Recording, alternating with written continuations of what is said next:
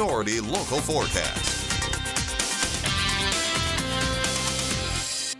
All right, it's a great day. We're 100 days out from the Olympics, like that advertisement there, and also the start of the rodeo just in less than 2 days. So a couple of reasons there, and obviously we got the nice weather on top of that too. So the trifecta. All right, here's what we're peeking at with your RV World Human Sky Cam. We got a pretty dark night sky from this vantage point. You got the water towers, the cool air, and some wind to go along with that. Now, as far as your satellite radar is concerned, we've had the higher clouds kind of roll through the area.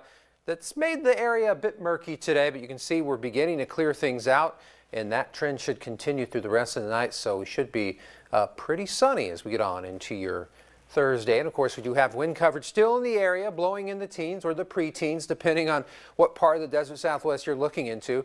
But over in the western end, we're seeing those winds still pretty potent. And of course, with that being said, we do have a wind advisory still around the Ocotillo area.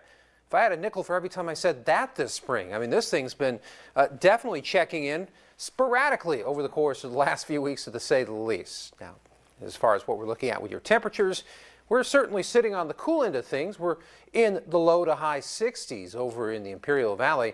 And of course, on the Yuma side, we're considerably milder. As you can see, we're kind of in the 70s with the exception of the Yuma area being in the high end 60s at this particular time. So here's what the expectation is, or what has been happening today, I should say.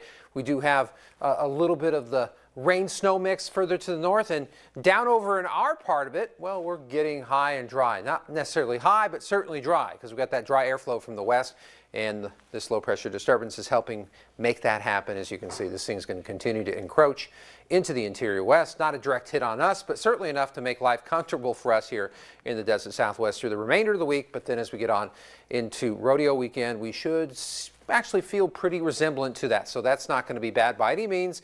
You can see temperatures as we get on into your Thursday, not looking bad at all. We're only going to get into the 80s as we get on into the mid-afternoon before we start dropping the mercury numbers. Your Yuma International Airport extended forecasts, we're going to stay very nice for Thursday.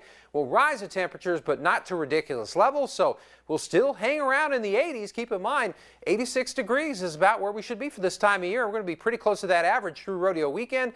But then beyond that, we're going to go up in temperature.